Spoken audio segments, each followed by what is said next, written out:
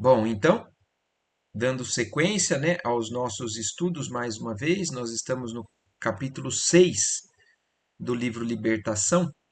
Na semana passada, nesse capítulo que se chama Observações e Novidades, nós vimos que eles estão ainda dentro de uma prisão ali, né, numa cela, no ambiente ali do umbral, observando o que está acontecendo ao redor, porque nessa cela existem uma janela, uma grade, e eles estão podendo observar o movimento dessas almas que habitam essa esfera ali no mundo espiritual. E aí eles estavam observando a conversa entre duas pessoas, uma encarnada, outra desencarnada, e a desencarnada influenciando essa encarnada a continuar com alguns planejamentos prejudiciais ao próprio marido. Então, a gente percebendo como que existe essa interação, essa influenciação, e ficou claro, no momento em que a gente estava ali, que existe uma abertura por parte dessa pessoa que está sendo influenciada. E não é porque o mal consegue agir injustamente sobre uma pessoa. Então, o Gubbio explicando ali para o André Luiz da questão dessa abertura, ela está ouvindo as sugestões desse espírito ruim, mas ela teria a opção, né, o livre-arbítrio de fazer uma escolha de não dar ouvidos àquilo, buscar uma sintonia mais elevada, buscar através de uma consciência mais clara, né, mais lúcida, falar assim, não, esse não é o caminho certo, e aí rejeitar. Mas ela está alimentando essa influenciação. E aí no capítulo de hoje, na parte do capítulo de hoje, nós vamos ver, por isso que o capítulo se chama Observações e Novidades. Existe uma particularidade nesse capítulo do livro Libertação que descreve uma situação espiritual muito única, diferente de tudo o que eu até então tinha ouvido. Eu desconhecia esse limite onde se pode chegar uma alma quando ela vai escolhendo um caminho tão errado, né? Tão fora do desalinhado às leis divinas. Então vamos lá. Ante o intervalo espontâneo, reparei, não longe de nós, como que ligadas às personalidades sob nosso exame, certas formas indecisas, obscuras. Então, além das duas pessoas, essas duas mulheres que eles estavam observando, na conversa também com o Gúbio, nesse intervalo da conversa, o André Luiz reparou que existiam formas que ele não saberia definir, eram obscuras, mas ligadas a essas pessoas, a essas personalidades. E aí ele segue descrevendo para nós. Semelhavam-se a pequenas esferas ovoides, cada uma das quais pouco maior que um crânio humano. Então, como se existisse uma esfera escura do tamanho de uma cabeça, um crânio humano, ligadas a essas pessoas, a essas duas almas ali conversando. Variavam profusamente nas particularidades.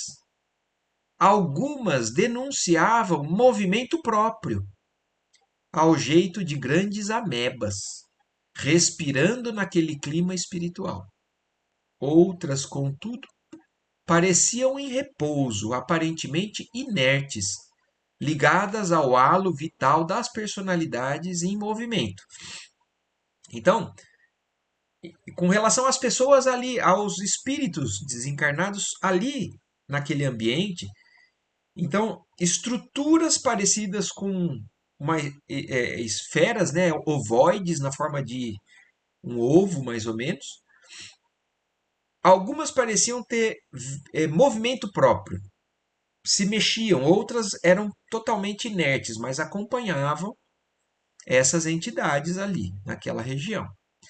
Fixei demoradamente o quadro com a perquirição do laboratorista diante de formas desconhecidas. Então ele olhou aquilo e ele focou naquilo, procurou identificar, entender o que era aquela novidade para ele. grande número de entidades em desfile nas vizinhanças da grade transportavam essas esferas vivas, como que imantadas as irradiações que lhes eram próprias. Então ele está falando de muitos que estavam ali fora, não somente na questão daquelas duas que eles estavam observando a conversa. Muitas pessoas, não todas, mas grande número de entidades transportavam essas esferas vivas. Então, olha isso, ele está falando. Eram formas vivas, tinham vida própria, acompanhando muitos dos que passavam por ali naquele ambiente. Nunca havia observado antes tal fenômeno. Em nossa colônia de residência, ainda mesmo em se tratando de criaturas perturbadas e sofredoras, o campo de emanações era sempre normal. Então, ali no nosso lar, nas vizinhanças do nosso lar, próximo ali na área de regeneração, né, de acesso ao umbral, e em todos os trabalhos que o André Luiz até agora teve no umbral, ele nunca viu algo como ele está descrevendo que ele está vendo ali naquele local.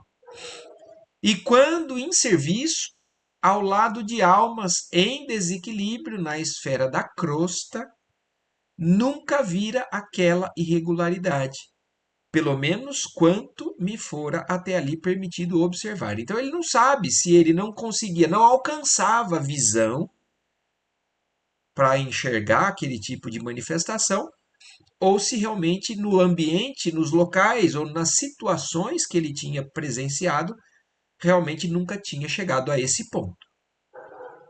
Inquieto, recorri ao instrutor, rogando-lhe ajuda. Então ele foi pedir esclarecimento para o Gúbio. André, respondeu ele circunspecto, evidenciando a gravidade do assunto. Compreendo-te o espanto. Vê-se de pronto que és novo em serviços de auxílio. Já ouviste falar de certo numa segunda morte? Então o Gúbio está só assim deixando claro que o André Luiz ainda realmente não conhece, porque talvez ele não tenha experiência tão grande, né, a esse nível, mas no ambiente onde eles estão ali, pelo jeito, isso é comum. E aí ele tenta explicar perguntando ou falando, afirmando para o André: Você já ouviu falar de uma segunda morte? E olha que interessante agora, então, o assunto que nós vamos entrar. Porque nós temos a questão da nossa morte carnal, né? Como isso assombra muita gente, inclusive. Cada vez mais que a gente vai conhecendo o Espiritismo, essas verdades, a morte, a gente entende que não é uma morte verdadeira e que fica mais fácil da gente entender e lidar. Mas agora, uma segunda morte, o que é uma segunda morte? E a gente, assim, sabe que ele não está falando de morrer de novo numa outra encarnação. Então, o André Luiz já ouviu falar dessa segunda morte. Mas aí vamos ver, então, o que que é. Sim, o André Luiz falou sim, acentuei. Tenho acompanhado vários amigos à tarefa reencarnacionista, quando atraídos por imperativos de evolução e redenção, tornam ao corpo de carne. Então aqui vem já uma primeira observação que faz a gente pensar muito. Se a morte não existe, porque qual que era, eu acho que um dos grandes medos da humanidade, ainda mais lá atrás, com o desconhecimento, né, do que acontecia depois da vida material. Um dos grandes medos é a gente deixar de existir. Então, será que a vida continua? Se não continua, então eu só tenho essa vida. E aí o Marco, ou qualquer um de nós aqui, quando acabar o corpo, parar de bater o coração, eu vou deixar de existir, definitivamente. E aí vem as religiões, Jesus comprovando, deixando isso claro.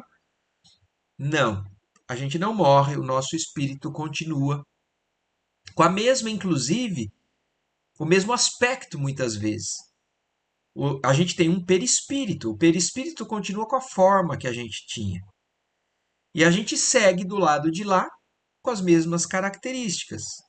E agora, quando o André Luiz toca nesse assunto, ele falou: sim, eu já ouvi falar e eu acompanho vários na reencarnação. Então, imaginem isso: quando a gente reencarna, de certa forma, aquele, aquela configuração que eu tinha até então, ela é reduzida, ela desaparece. Então, para o lado de lá, quando alguém deixa de ficar no mundo espiritual e reencarna, é como se fosse uma segunda morte. É o momento onde a gente vai. É que isso se amplia quando a gente estuda o Espiritismo, porque a gente não morre definitivamente. A nossa personalidade ela vai ser desenvolvida numa nova experiência, com um novo corpo, um novo nome, uma nova família, mas isso não apaga o nosso passado. Isso se acrescenta ao nosso espírito. Então, lá na frente, a gente vai somar as experiências, a gente vai somar as famílias. Então, não existe o deixar definitivamente para trás nada, inclusive família e pessoas amadas, espíritos queridos que a gente teve relacionamento.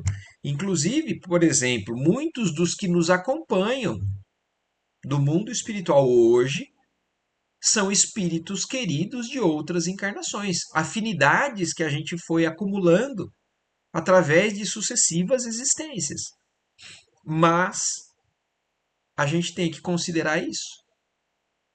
Aquele aspecto que eu vivi, eu desencarnei, meu perispírito continuou. Quando eu reencarno, o André Luiz está considerando como sendo uma segunda morte. Mas ele não para por aí. É só um início, né, da reflexão.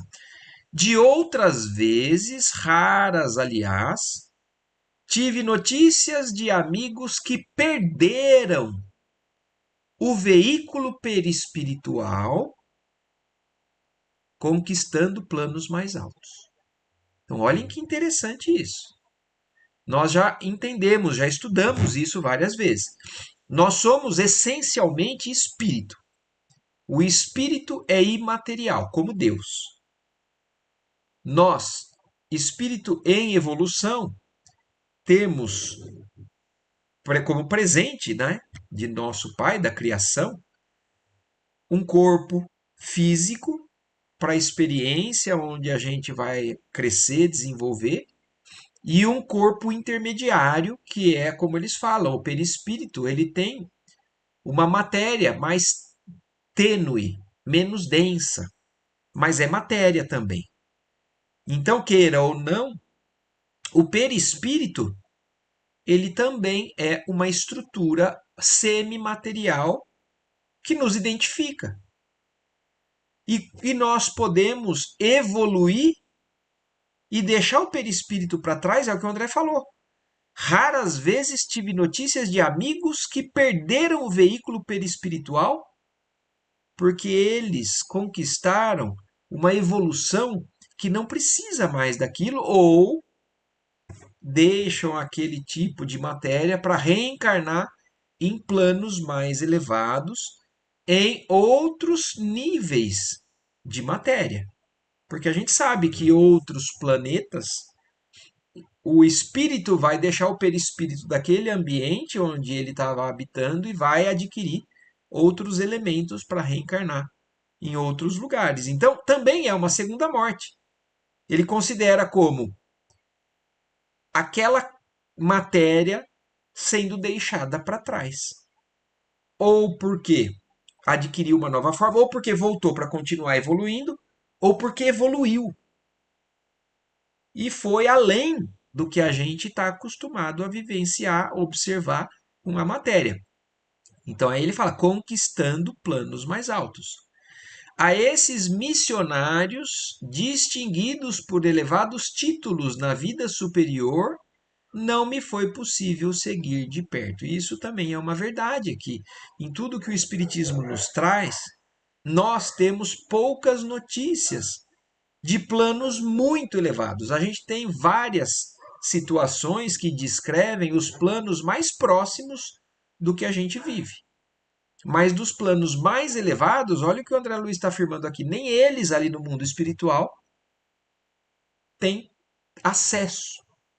Por quê? Porque provavelmente ainda, primeiro porque ainda tem muito a trabalhar, a aprender no nível em que estão. E segundo, porque talvez ainda não tenham elementos de compreensão do que são esses níveis mais altos. A gente ainda é muito materializado, mas é um destino de todos nós. E aí, quando o André Luiz fala sobre essas duas mortes, né, essa segunda morte, dessas duas maneiras que ele já tinha ouvido dizer, Gúbio sorriu e considerou. Sabes assim que o vaso perispirítico é também transformável e perecível, embora estruturado em tipo de matéria mais rarefeita. Então, aqui é uma informação importante para a gente. A gente, com o Espiritismo, aprendeu o que é o perispírito. E aqui o Gúbio está reafirmando e trazendo novas informações. Esse perispírito ele é transformável, isso a gente já sabe, ele é plástico. Para espíritos mais evoluídos, ele pode adquirir, por exemplo, a forma de uma existência lá para trás. Por exemplo, Emmanuel. Emmanuel já foi reencarnado inúmeras vezes, como padre inúmeras vezes, Padre Manuel da Nóbrega, Padre Amaro, Padre, no livro Renúncia, eu me esqueci agora o nome, olha que coisa.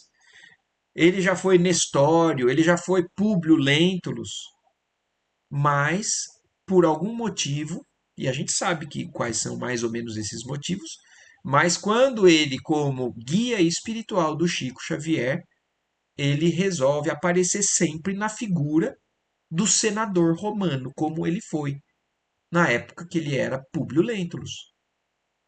Ele não queria deixar para trás ou esquecer uma encarnação ainda muito orgulhosa e equivocada dele, para que ele pudesse sempre trabalhar a humildade cada vez mais.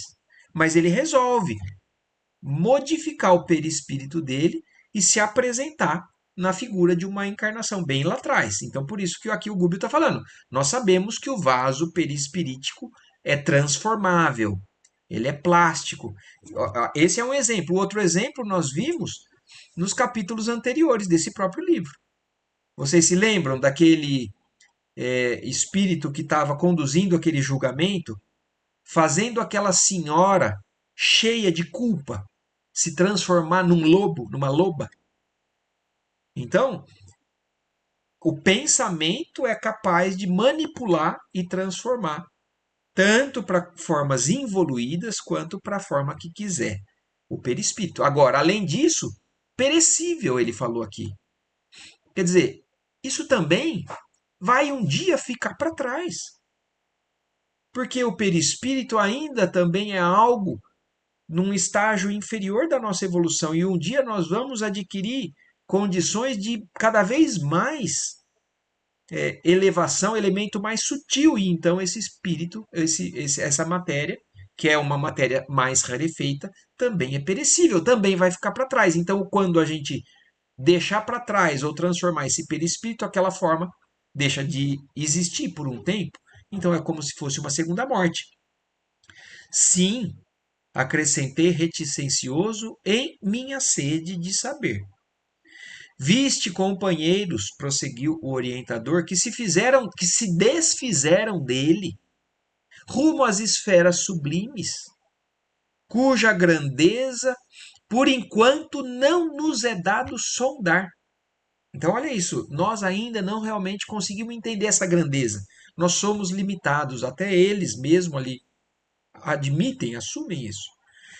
E observaste, irmãos, que se submeteram a operações redutivas e desintegradoras dos elementos perispiríticos para renascerem na carne terrestre. Então, uma reencarnação reduz um perispírito e desintegra para formar uma nova forma, mas sempre com a mesma essência. O espírito é imortal. O espírito é indestrutível. Mas o perispírito também é um elemento que vai ser deixado para trás, é perecível. E aí ele segue explicando: os primeiros são servidores enobrecidos e gloriosos.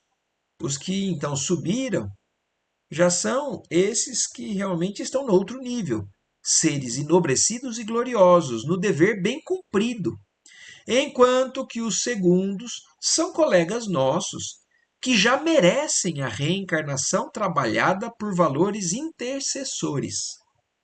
Então, nas duas ocasiões, tá tudo certo, mas ele está falando, alguns estão subindo, outros estão voltando para continuar aprendendo. Mas, aqui o mas, por quê? Porque ele está explicando a questão daquelas formas ovoides que até então o André Luiz e nós desconhecíamos. Mas, tanto quanto ocorre aos companheiros respeitáveis desses dois tipos. Então, nesses dois casos, os que as sobem e os que vêm reencarnar são companheiros progredindo em evolução, uns se sujeitando a novos dias na escola da Terra, outros subindo. Mas os ignorantes e os maus, porque é onde eles estão ali mergulhados. Os transviados e os criminosos também perdem um dia a forma perispiritual. Então agora aqui já abre um mundo novo para a gente entender.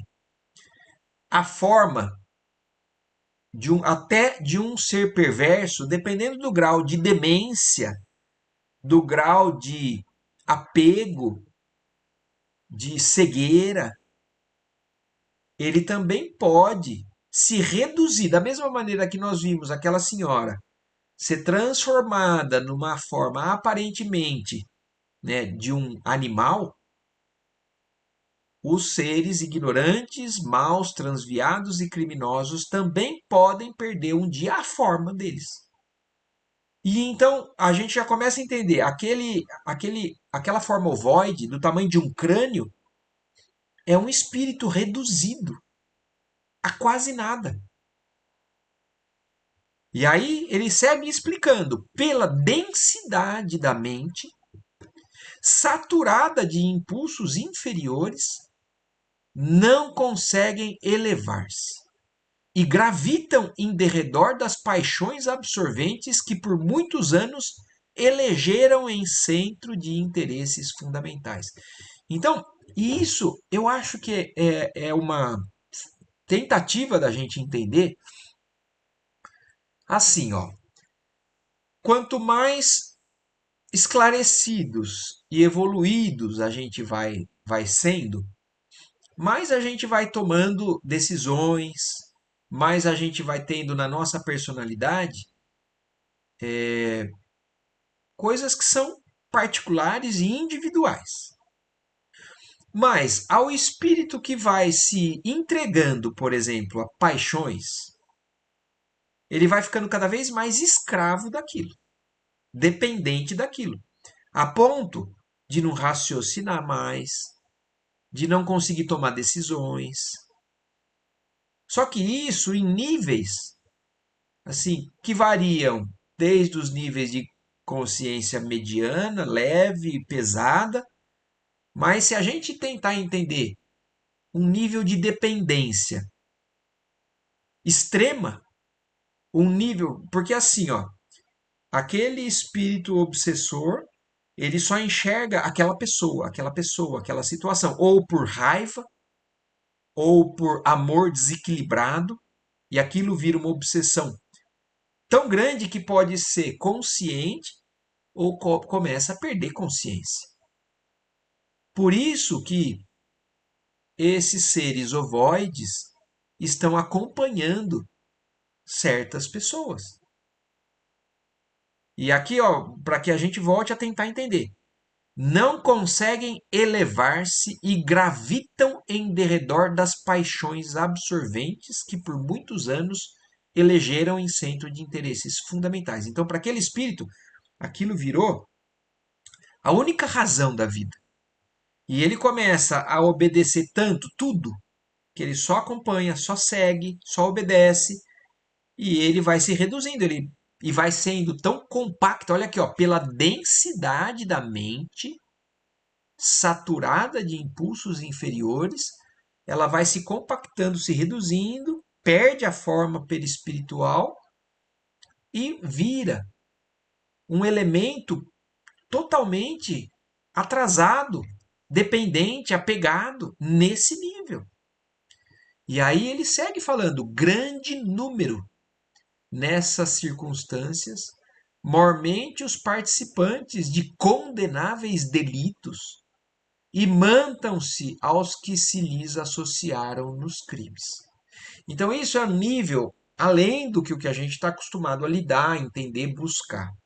Mas existe um grande número de pessoas que estão envolvidas nesses delitos condenáveis que começam a perder a capacidade, né, de raciocínio e de decisão e ficam totalmente dependentes e influenciadas pela, pelo alvo a que criaram para si mesmo.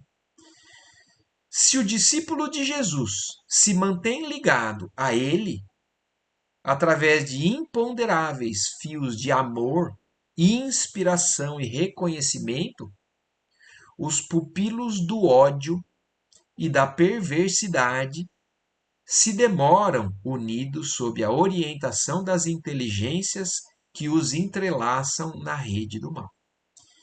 Se demoram. Então, isso, mais uma vez, a gente já sabe também, não existe condição definitiva, até mesmo no atraso de um espírito, até mesmo na escolha do mal.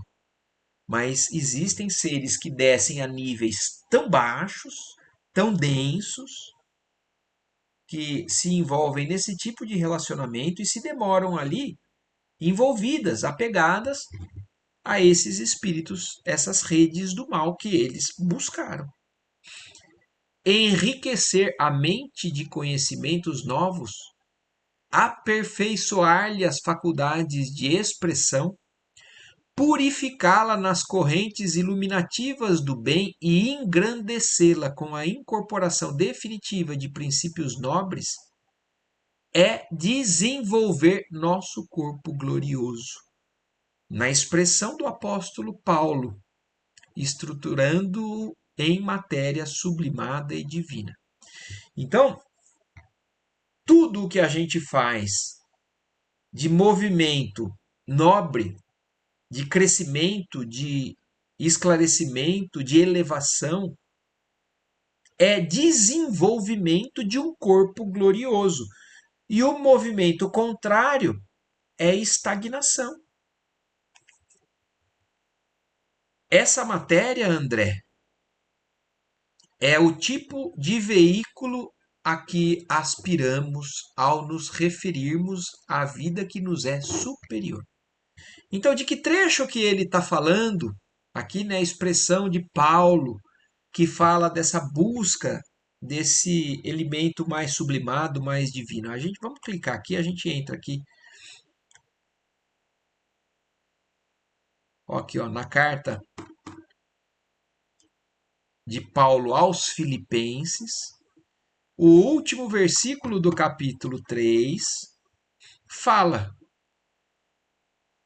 o qual reformará o nosso corpo abatido, configurando-o qual seu corpo resplandecente, segundo operação com que pode também tudo a se sujeitar. Então, o nosso corpo está destinado a ser resplandecente, moldável, mas nós podemos agir como esses espíritos ali, atrasados, e ficarmos nessas condições ainda muito tristes. Estamos ainda presos às aglutinações celulares dos elementos fisioperispiríticos, tanto quanto a tartaruga permanece algemada à carapaça. imergimo-nos dentro dos fluidos carnais e deles nos libertamos. Em vicioso vai e vem através de existências numerosas, até que acordemos a vida mental para expressões santificadoras. Então, enquanto isso, no estágio em que nós estamos, nós ainda somos, como ele fez a comparação, né? A tartaruga dentro de uma casca, ela não consegue viver fora da casca. Nós ainda dependemos desse elemento perispirítico e material encarnado. Então, estamos constantemente transitando nisso até que a gente se liberte, até que a gente vá para um padrão pensamento mental que não dependa mais disso. Aí, como eles falaram, daqueles seres que foram para esferas que não precisam mais do elemento nem perispiritual. Somos quais arbustos do solo planetário.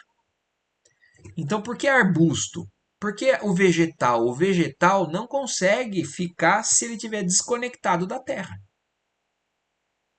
Ele ainda depende das raízes estarem tirando nutrientes desses elementos materiais. Então, nós, ainda no estágio em que nós nos encontramos, somos que nem arbustos no solo planetário. Nossas raízes emocionais se mergulham mais ou menos profundamente nos círculos da animalidade primitiva.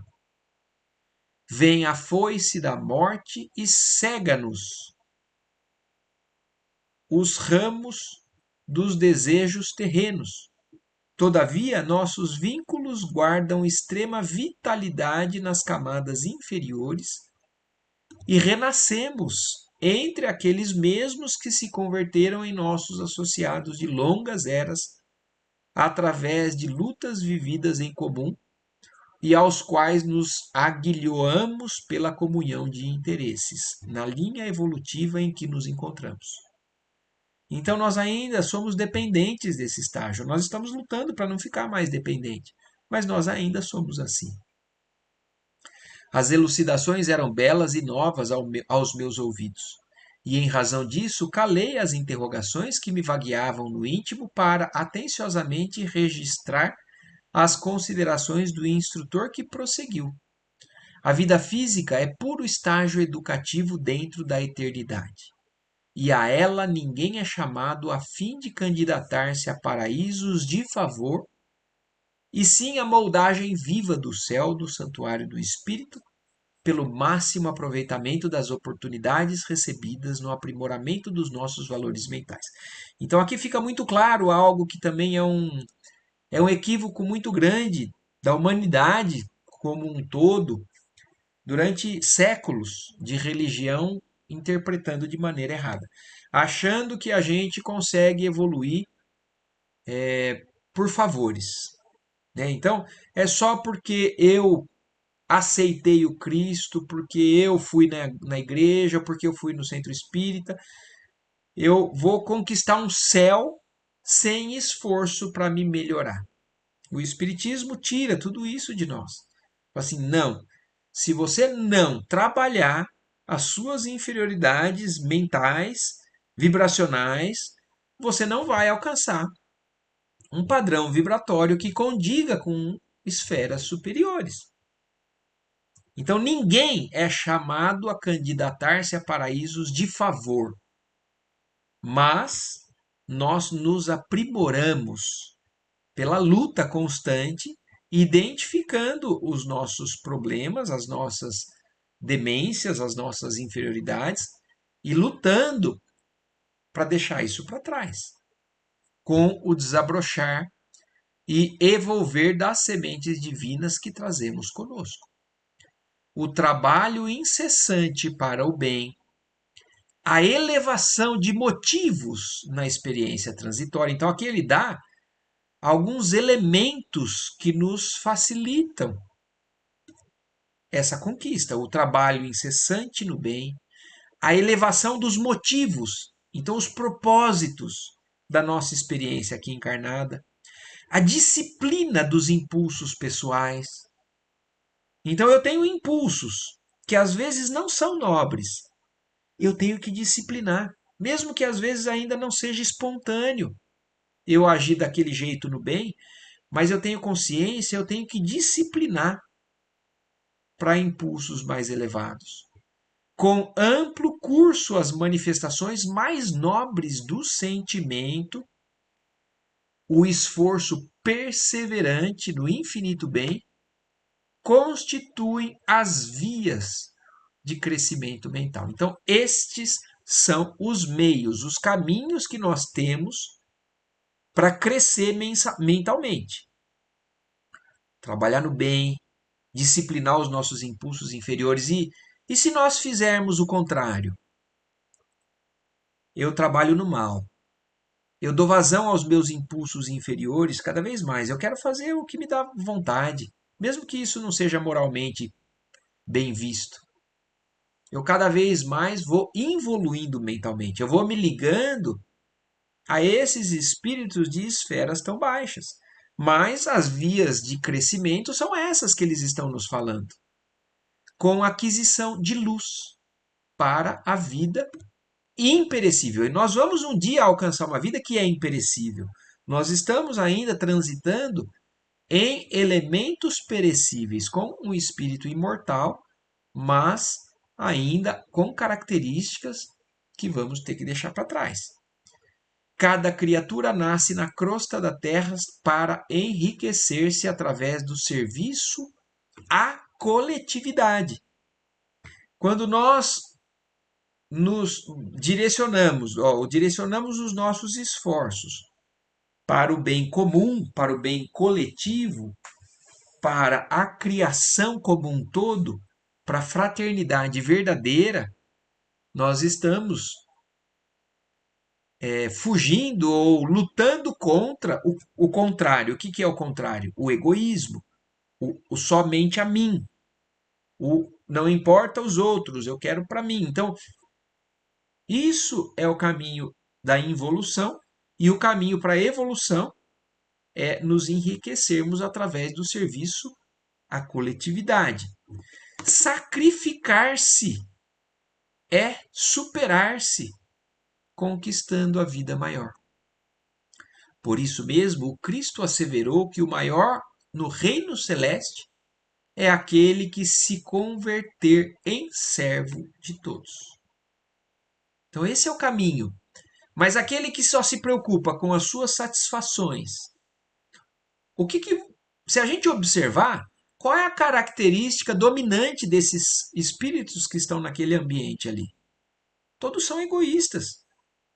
Todos querem o que é bom para ele. E não se preocupam com os outros. Querem ser servidos e não querem servir. Então, por isso que Jesus sempre é o roteiro principal, o roteiro mais seguro para a gente. Ele sempre nos diz tudo o que é verdade. O menor será o maior. O que se for servo vai ser aquele que vai merecer o reino, é aquele que vai habitar o reino celeste. Um homem poderá ser temido e respeitado no planeta pelos títulos que adquiriu a convenção humana, mas se não progrediu no domínio das ideias, melhorando-se e aperfeiçoando-se, guarda consigo mente estreita e enfermiça. Então existe, na verdade, muitas vezes uma inversão de valores que a gente acha que isso é importante e, na verdade, quando a gente observa as orientações de Jesus, o contrário é importante. A gente estava falando até disso, né, Lela, essa semana. Alguns valores que a humanidade corre atrás, na ótica que Jesus nos passa, existe uma forma diferente, invertida de se enxergar tudo isso. Em suma, ir à matéria física e dela regressar ao campo de trabalho em que nos achamos presentemente é submetermos-nos a profundos choques biológicos destinados à expansão dos elementos divinos que nos integrarão um dia à forma gloriosa. Então, essa nossa luta é para a aquisição de valores que verdadeiramente esses nós vamos levar para cima. tudo o que é apego à matéria, então tudo o que é materialismo, um apego material, é o que nos atrasa, o que nos segura, aprisiona ainda aqui. E por isso que a busca hoje em dia pela espiritualidade, isso, se a gente observar, esse espiritualismo, a espiritualidade, ela está até além do que o que a gente vê no espiritismo. A humanidade está cada vez mais buscando elementos de espiritualização, não necessariamente através do espiritismo. O espiritismo tem tudo o que o esclarecimento e a razão nos traz para nós, mas existem outros caminhos também de se desfazer do apego material. E é isso que é a nossa luta, a busca por espiritualização. E porque me visse na atitude do aprendiz que interroga em silêncio, então o André Luiz, ouvindo tudo aquilo, ainda estava sem entender muito bem. Gúpio asseverou: para fazer-me mais claro, voltemos ao símbolo da árvore. O vaso físico é o vegetal, limitado no espaço e no tempo. O corpo perispirítico é o fruto, que consubstancia o resultado das variadas operações da árvore, depois de certo período de maturação. Então, olhem que legal, o corpo, nossa matéria mais densa, é como se fosse o elemento vegetal como um todo, a árvore. O fruto é a condensação de tudo aquilo que aquela árvore aprendeu e colocou ali. É a produção dela. Isso é o perispírito. Mas a condensação maior dos elementos que vão ser levados aqui, ó, consubstanciando o substrato da árvore e do fruto condensando-lhes as experiências. Ah, não, perdão.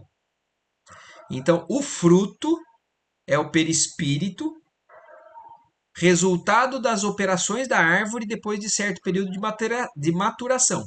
E a matéria mental, aí o elemento principal é a semente.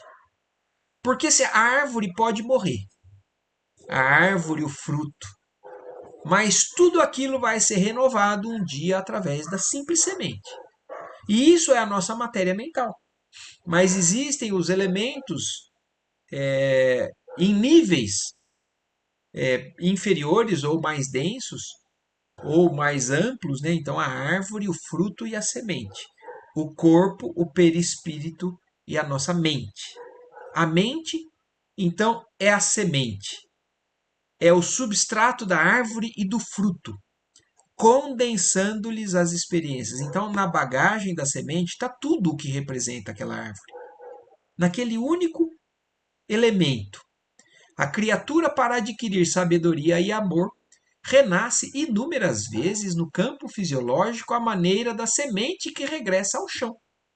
E quantos se complicam deliberadamente, afastando-se do caminho reto na direção das zonas irregulares em que recolhem experimentos doentios, atrasam, como é natural, a própria marcha, perdendo longo tempo para se afastarem do terreno resvaladiço a que se relegaram, ligados a grupos infelizes de companheiros, e em companhia deles se extraviaram através de graves compromissos com a leviandade ou com o desequilíbrio. Compreendeste agora? Então, na experiência terrestre enobrecedora, a árvore está angariando cada vez mais elementos para passar adiante e evoluir. Mas existem aqueles que se perdem, não fazem todos aqueles elementos que eles falaram ali de progresso, de aquisição de valores, e ficam atrasados ali. Então, esses são esses espíritos que se condensam de maneira contrária ao que a evolução nos pede. E aí, Donato, perdão, você precisa, quer falar Não, alguma coisa? desculpa. Ah, Não tá. falei nada, desculpa. Aí, então, apesar da gentileza do orientador, que fazia o possível por clarear o seu pensamento, ousei indagar. E se consultarmos esses ovoides vivos, ouvir-nos-ão? possuem capacidade de sintonia. Então, André Luiz agora querendo entender qual é o nível que esses espíritos atrasados ali se encontram. Gúbio atendeu solícito perfeitamente, compreendendo-se, porém, que a maioria das criaturas em semelhante posição nos sítios inferiores quanto este dormitam em estranhos pesadelos. Então, olhem isso. A mente existe ali dentro daquele ovoide, mas está vivenciando um pesadelo estranho, constante. Aparentemente eterno, inclusive. Por isso que a ideia do, do, do inferno eterno. Registram-nos os apelos, mas respondem-nos de modo vago, dentro da nova forma em que se segregam, incapazes que são provisoriamente de se exteriorizarem de maneira completa, sem os veículos mais densos que perderam, com agravo de responsabilidade na inércia ou na prática do mal. Então, eles até percebem a tentativa de sintonia dos espíritos ali do André Luiz, do Gúbio, mas eles não conseguem reagir. Então, eles são como seres inertes mesmo, registram de alguma maneira, estão num grau realmente muito complicado da existência e não conseguem, então, exteriorizar de maneira completa as, uma resposta, uma exteriorização. E, em verdade, agora se categorizam em conta de fetos ou amebas mentais, mobilizáveis, contudo, por entidades perversas ou rebeladas. Então, olha isso, é como se fosse um feto espiritual. Alguém que ainda não tem liberdade de movimento, de expressão, de comunicação. Ou ele faz outra comparação, amebas mentais. E a comparação que ele fez ali, né, no começo, descrevendo esses que tinham um movimento próprio, pareciam amebas. Eles tinham alguma coisa pessoal, mas que não fazia muito sentido. E elas são mobilizáveis por essas entidades perversas e rebeladas. A caminho de semelhantes companheiros, o caminho de semelhantes companheiros é a reencarnação na crosta da Terra ou em setores outros de vida congênere, qual ocorre a semente destinada à cova escura para trabalhos de produção, seleção e aprimoramento. Então, esses espíritos vão reencarnar para continuar progredindo intelectualmente, moralmente, mas ou na Terra, ou como ele fala, ou em outros setores do universo, provavelmente em mundos primitivos, em mundos mais selvagens, que ainda é composto por seres ainda parecidos com o nosso passado aqui, né? Os homens das cavernas e seres ainda mais selvagens e primitivos. Claro que os espíritos em evolução natural não assinalam fenômenos dolorosos em qualquer período de transição, como o que examinamos. A ovelha que prossegue firme na senda justa contará sempre com os benefícios decorrentes das diretrizes do pastor. No entanto, as que se desviam fugindo a jornada razoável, pelo simples gosto de se entregarem à aventura, nem sempre encontrarão surpresas agradáveis ou construtivas. O orientador silenciou por momentos e perguntou em seguida: Entendeste a importância de uma existência terrestre? Então, olhem o que grau que pode chegar uma existência humana. Que grau de baixeza pode caminhar um espírito a ponto de chegar nesse nível e ter que, do mesmo jeito que se a gente faz por merecer, a gente pode um dia reencarnar em esferas mais elevadas, se a gente persiste na teimosia, no caminho do mal, nós somos muitas vezes deportados. Nós somos exilados de planetas, por exemplo, de provas e expiações, e vamos então ter que reencarnar em planetas de níveis mais baixos, condizentes com a nossa jornada evolutiva, com a nossa condição atual.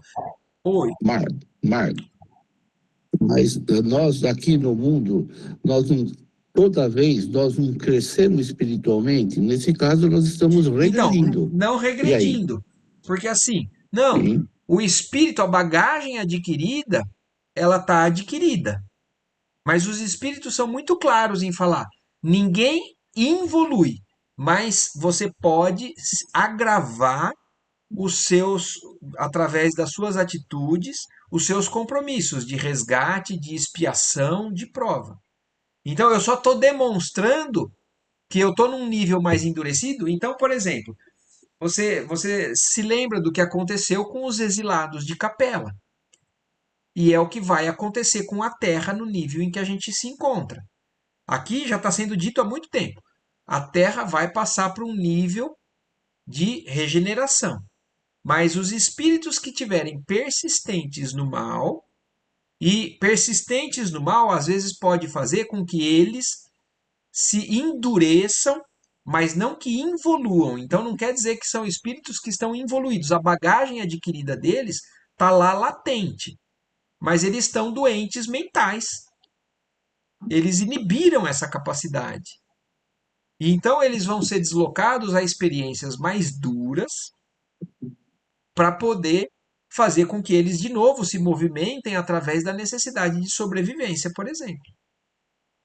Mas esses espíritos em níveis mais baixos, por exemplo, de vivência mais baixa, eles têm uma inteligência já adquirida, mais evoluída do que outros que estão em condições mais atrasadas.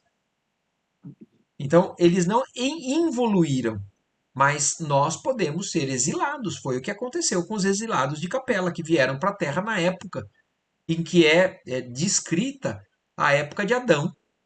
A raça adâmica é a raça que veio de Capela, porque eles eram espíritos endurecidos, que estavam persistindo no mal, apesar do convite ao bem. Então, não quer dizer que eles perderam a capacidade intelectual deles. Eles só estão. Pai, eu imagino assim, ó. Então eu tenho uma certa inteligência, mas eu entro num loop de coisa errada que eu começo a ficar doente, demente. Então, ou por exemplo, uma pessoa que teve um aneurisma e a capacidade de raciocínio, de exteriorização dela não é a mesma. Nem por isso ela perdeu a inteligência que ela tinha. Ela só está limitada, mas aquela bagagem espiritual é dela. A hora que ela se desfizer de certas experiências, ela vai colocar isso daí à tona de novo e ela continua de onde parou. Mas ela se comprometeu, adoecendo o pensamento. Uma, Oi. então, que isso na verdade sempre foi uma dúvida minha. Por exemplo, quando a gente está lendo os livros onde tem os espíritos que Hum, reencarnam, então, até na nossa outra leitura, né, que a gente viu, o livro é, anterior, quando eles desencarnaram, existia uma consciência e aprendizado sobre o que tinha sim. acontecido, né, nessa vida encarnada. Eles têm uma segunda oportunidade, mas eles voltam a cair nos mesmos erros, até embora eles já tenham entendido espiritualmente que o caminho não é aquele, eles acabam caindo nos Eles mesmos podem vícios, cair vamos nos dizer assim, mesmos é isso? vícios, Lela, e às vezes de maneira mais intensa. Porque, Mas ele continua com a carga, o aprendizado espiritual existe, mas ele está caindo dentro dos vícios que acabam levando eles a atitudes e não perceber o caminho que ele está exatamente, eles tomando, de estão alguma forma. reincidindo, eles estão fazendo escolhas cada vez mais endurecidas e voltadas ao mal, mas isso não quer dizer que eles estão involuindo. No livro dos espíritos, Lela, quando Kardec pergunta para os espíritos superiores, várias vezes os espíritos enfatizam isso. Existe estagnação, existe comprometimento por ações, mas não existe involução espiritual. Então isso eles repetem em várias questões isso. E é difícil da gente entender, porque a princípio isso parece que realmente então esse espírito está voltando para trás. Mas de certa forma, aquilo que foi adquirido, os espíritos respondem no livro dos espíritos várias vezes. Aquilo ele não perde. Ele está realmente fazendo escolhas que estão endurecendo, ele está ficando cada vez mais duro, ele vai precisar de uma bomba para acordar. Mas ele tem aquilo. Então, eu entendo assim. Eu tô assim, sendo realmente bem seguro no que eu estou falando, por conta do quanto os espíritos enfatizam nas respostas para Kardec.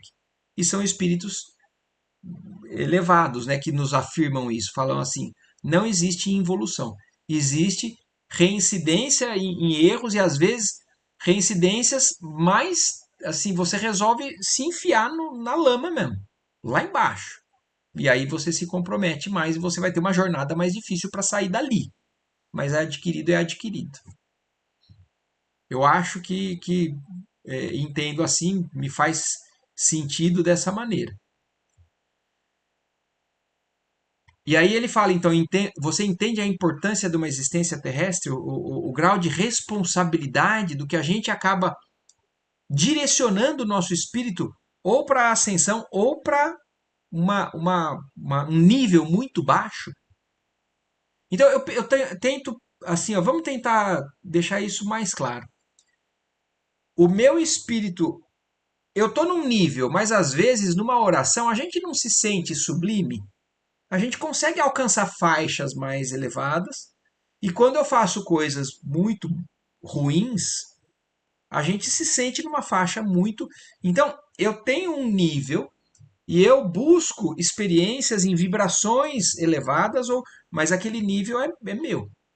Eu não saio daquilo. Qual que é o trabalho que a gente está fazendo? Para cada vez a gente está subindo um nível que não se altere, mas a gente pode oscilar no tipo de vibração que a gente está fazendo as nossas escolhas e as nossas atitudes. E aí o André Luiz fala, sim, entendia, por experiência própria, o valor da vida corporal na crosta planetária. Contudo, ali, diante dos esferoides vivos, tristes mentes humanas, sem apetrechos de manifestação, meu respeito ao veículo de carne cresceu de modo espantoso. Alcancei então com mais propriedade o sublime conteúdo das palavras do Cristo. Andai enquanto tendes luz. O assunto era fascinante e tentei, Gúbio, a examiná-lo mais detidamente. Todavia, o orientador, sem trair a cortesia que lhe era característica, recomendou-me esperasse o dia seguinte. Então, foi nesse contexto que essas novas informações nos surgem.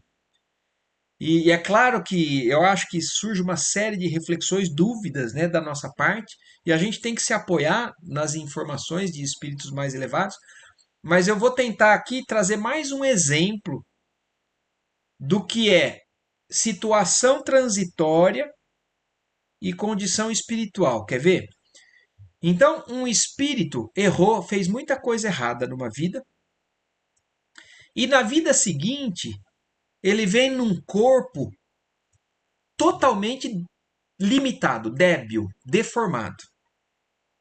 Então, esse corpo, então, materialmente, ele está reduzido, limitado, porque aquele espírito fez escolhas, fez atitudes que levaram ele à necessidade de habitar uma experiência num corpo daquele. Na experiência anterior, ele pode ter sido uma pessoa muito saudável, caminhava para lá, para cá, fazia muita coisa. Então, o fato dele ter reencarnado num corpo deformado não significa que aquele espírito involuiu, andou para trás. Significa que as escolhas dele fizeram com que aquele corpo físico que não é ele, mas é um elemento de ensino, de limitação para pedagogia daquele espírito. E se o perispírito, ele também é uma matéria, como eles falaram aqui, então, aquela mente, que é a essência principal, se ela está escolhendo tantas coisas erradas, ela está habitando. O perispírito dela está tão deformado, atrasado, porque ela fez aquelas escolhas, mas a mente dela, ela conquistou e adquiriu tudo em inteligência que isso não vai se perder. Então, a condição que está sendo descrita é de um elemento material ou semimaterial e não propriamente da mente, do espírito, do elemento imaterial. Então, esse elemento imaterial, tudo o que tem de existências passadas está registrado, arquivado, bagagem adquirida. Mas ele está numa condição, nesse momento, porque ele fez escolhas que levaram ele a essa situação, é o fundo do poço. E quando a gente chega no fundo do poço, a gente vai ter que se esforçar muito mais para sair do poço. Então, eu acho que a comparação é essa. São elementos de dificuldade impostas pelas escolhas que não tem a ver com a bagagem adquirida de intelectualidade e moralidade. Ele é um espírito ainda que não alcançou uma condição moral a ponto de não ter aquelas escolhas, mas é a condição atual dele.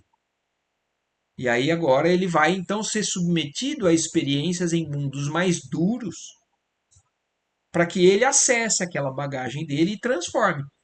Pode ser, isso daí é um elemento, é uma condição temporária desse espírito. Se a gente imaginar daqui, sei lá, 5 séculos, às vezes menos, às vezes mais, mas pode ser que aquele espírito acorda.